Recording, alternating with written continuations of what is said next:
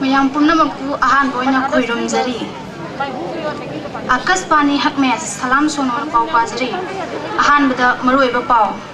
Haukiba tang humpugum toinda Hakmesta angangama jeksilogdabadagi masagi manapna masari khongbi kai khre hairi Nongthaki lambil semdabagidamag sarkardagi lupa crore manga kai thakre Hakmesti khongbi khongnau punamak mathi phaidabadagi nare Imphal to Delhi paigadaba hayingama toilet ta yungsinkhre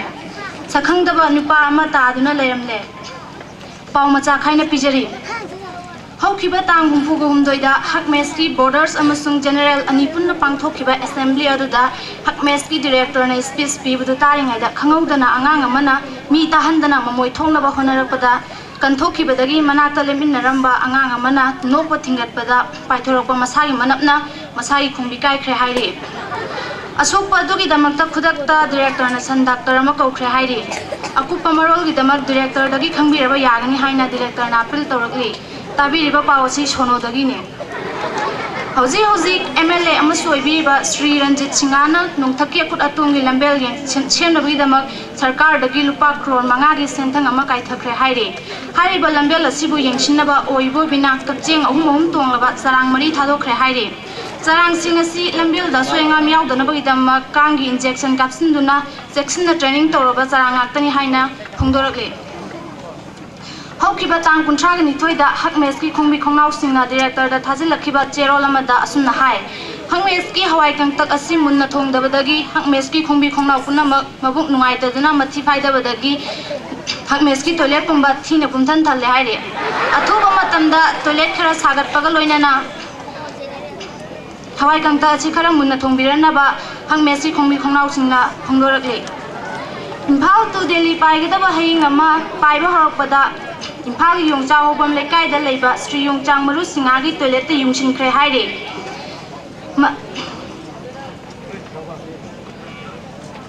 Haying adu toilet adugi manam tabada mapa adu lanthokpa ngamdraduna mafam adu tamna yungna paisinkhibani haina yungbuna phongdorakli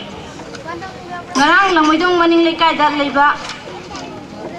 Sanambam Tilaugi labukta taduna leiramba nipa ama masak khangdongnabagi damak mokta leire haire Nupa adugi masada phadigom maka ama loinaduna leiramle haire nipa asigi damak Lamoidonggi block ta leiba commando singna khanna nainabada osiyaduna sumna hai nipa asi mayumda nupi anganga khanna chainabada saubadagi phadigom makada thoriyanduna siba oigani haina phongdorakli sanabagi pau Tang kuntraga nithoidagi humpu phauba pangthorakliba co fighting sports tournament ta Radesham amasung di Germany anina kanna kaunnaringaida naroldagi haijilaktuna kunjona ngamkhre haire Tang humpu nithoidagi hauduna chatharakliba kabati tournament ta Indiana taresino sino ani ama phangduna jinadagi taphore aduga jinana manga ahum ani tarek phangduna India dagi gol hore hayeng Lamoidong kangjai bunda sanagadoriba gyanmen tadba masanada Tumitna samubu maithiba pikre haina Lamoidonggi oroi paroi daba association na phongdorakli tabiriba pawasi sonodagi ni ainga sagi paw sabagi chang khutsa jat amni aisu khangde aingbagi chang khuing jat amni tampham khangde aroibada maroiba paw amuhanna haukiba tang humpugo humdoida Hakmesta angang ama cheksilogdabadagi masagi manapna masai khongbi kai khre hairi nongthaki lambel yengsinabagi damak sarkar dagi lupa crore manga kai thakre Hakmeski khongbi khongnau punamak paktakna namathi phaidabadagi nare Imphal to Delhi paigadaba haying ama toilet ta yungsinkhre sakhangdaba nipa ama taduna leiramle tabiriba singdagi kainaraba yathangijai namaskar Thank you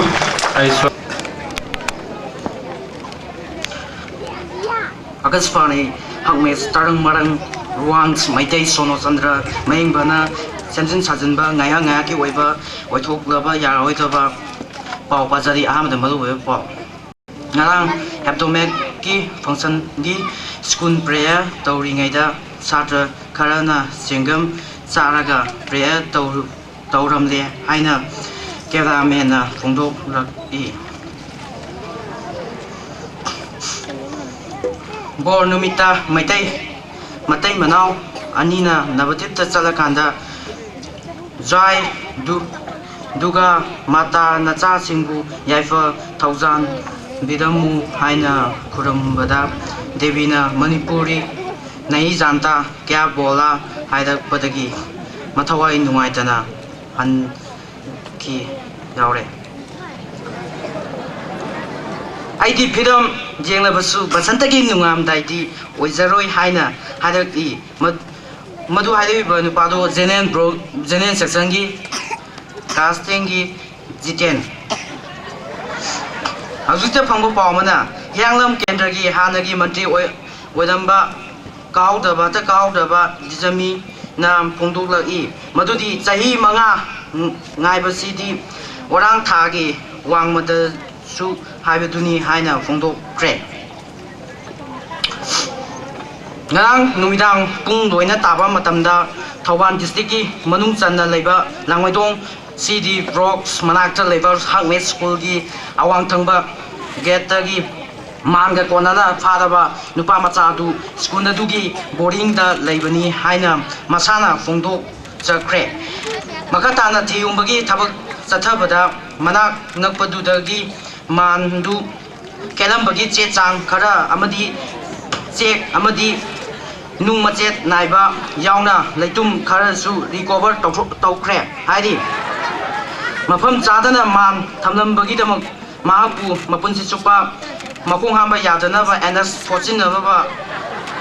kona lai takre manipur gi cheng thung amadi sen thungi phibam yamna fagatle hairi machi cheche samilana sahi tara hena chak chadabagi dagi aina akhang ai singna phongdokre pawasi gi makatana si zero ibubina hai chaba thakba wataba state ama ohensi adabadi laibak asida lairiba nagarik pumnama pali naina habadi nupi gi kanglup amadi nupai kanglup haina ani thoklaga kang tangkaki oina chara hengadabani haina madu tandanda ina khunba state ama oini haina mangna takre ngatang pothaminase hauki but that kuntaga mari Rashtrapati Barack Obama UN gi president Robert Giori handak tasu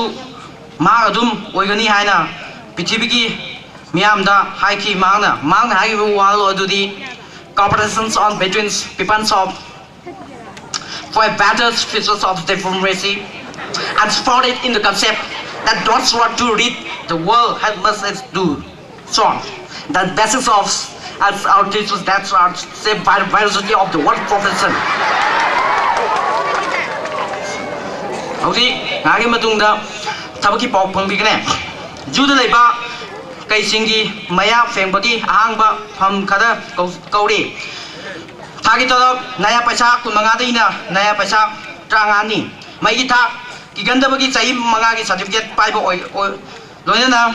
janganda chai ahum leirakpa oigadabni Manipur Sarkar ki thabak suksu sudraba wak department ki roller chaka nungsit han bagi pham khara jakas kauri mai gi thak haidam su yale akupagi madon gi damak maning patro gi khangdi ba yagane udam bagi pham khara pamjai mai gi thak udam bada mapu khanghan da ba sahi mauda deina chambu oigadabni hakchang gi phibam thangna thinbada nongwaina kapada sidaba miui ogadabni hang mes school gi masak phajabi nupi sing tagi oiba top tolo pizaraga dauri masigi damak school na sida tamlibi satri amadi voluntary singna su saruk yabiba yagani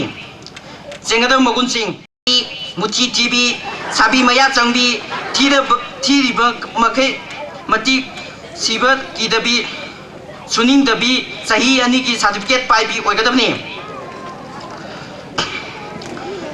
ainga sagi pau ngasigi aingba gi chang badam laitang ama aduga asabana umoro likai amani lojade pau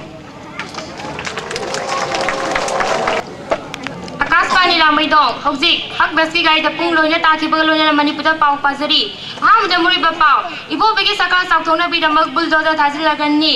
Manipur da ki wakana wai side interview Mantri interview ki question leak oire ꯌꯦꯟꯕꯒꯤ ꯔꯦꯀꯣꯔꯗ ꯊꯨꯒꯥꯏꯈ꯭ꯔꯦ ꯃꯤꯌꯥꯝꯗ ꯄꯥꯎ ꯄꯤꯖꯔꯤꯕ ꯑꯩ ꯏꯁꯣꯏꯃꯌꯨꯝ ꯁꯣꯏꯕꯨꯝ ꯄꯥꯎ ꯃꯆꯥ ꯈꯔꯅ ꯄꯤꯖꯔꯤ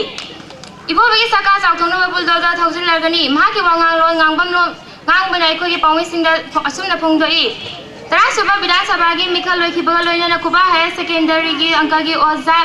ꯍꯩꯅꯧꯄꯝ ꯇꯥꯏꯕꯤ ꯁꯤꯡꯍꯥꯕꯨ ꯑꯪꯀꯒꯤ ꯑꯣꯖꯥ ꯍꯥꯞꯈ꯭ꯔꯦ ꯇꯥꯏꯕꯤ ꯑꯪꯀ ꯌꯥꯝ ꯀꯟꯅ ꯍꯣꯠꯂꯤ ꯃꯥꯅ ꯍꯣꯠꯄ ꯑꯪꯀꯗꯨ ꯐꯜ ꯇꯥꯗꯕꯗꯒꯤ ꯗꯤꯜꯂꯤ ꯇꯝꯅ ꯆꯠꯇꯨꯅ ꯁ꯭ꯄꯦꯁꯦꯜ ꯇ꯭ꯋꯤꯇꯔ ꯇꯥꯟꯅꯕꯁꯨ ꯆꯠꯂꯨꯔꯦ ꯍꯧꯖꯤꯛꯁꯨ ꯇꯥꯏꯕꯤ ꯑꯪꯀ ꯍꯣꯠꯂꯤ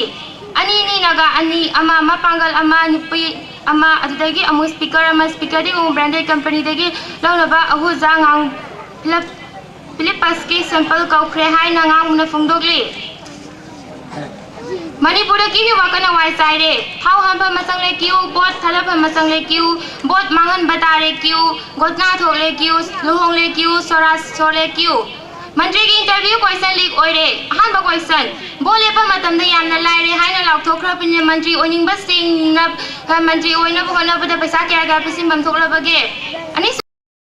dai mini puni toy mantri trying to mantri mamangi belu kya no yen bagi re ko tu ga kre handa ki bodre mamang sahi dagi yen bagi re ko tu ga kre ba si atai natte mamang de lupa tara ko yang khai sama yen ki badu ngasi handak Changwa lising ni phawa yen kre adubu kunama asi nangkhai ba handa ki bot na yen bagi ko thwai kre masina iro re na kai kanana saka sem ni hai bagi wahok dagi gansi kuina kaina roraba mete manau hanjina kre hai ba wafang si siri wangang bam ti joga singana ayu ngan badigi sanga glass ama thaklaga ngang ba horopodagi madagi numi jung ba phau ba ngang khiba adu tarubudagi yasina khibani Manipur mangal fangdokuna sa pangamdaba black hole ama fangle haina yamna thajadaba mawongda paumishing hairagli mai ama swingsingi bill sang na rethida pangamdaba miyoi kudima cancer laina naragani haina walgi fawdo maming chataba doctor ama na fangdokre walda khwadigi sawa city edu electricity oramne haina mai na singdagi ngawkraba ngawbaduna fangdokli tumbana no uprabadi mang ude haiba leksabi ama ngasi melada miyanggi mamangda puthokre Marang very dangerous force haibadi BDM na lambi da sar ahong stake tawba da sinangai oiba miyoy hai lakpa nupa amadagi pohang pahong tawba da diarrhea tawba oramle mangonagi mana mahaka phangore haina BDM personnel singai khoi pawmi sing da phongdokki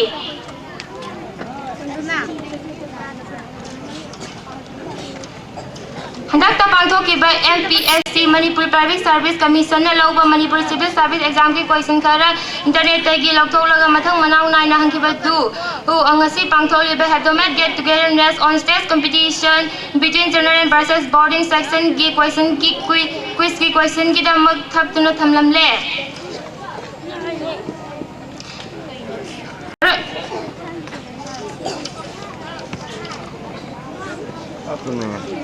Thanabagi pau handak sahi yauksangi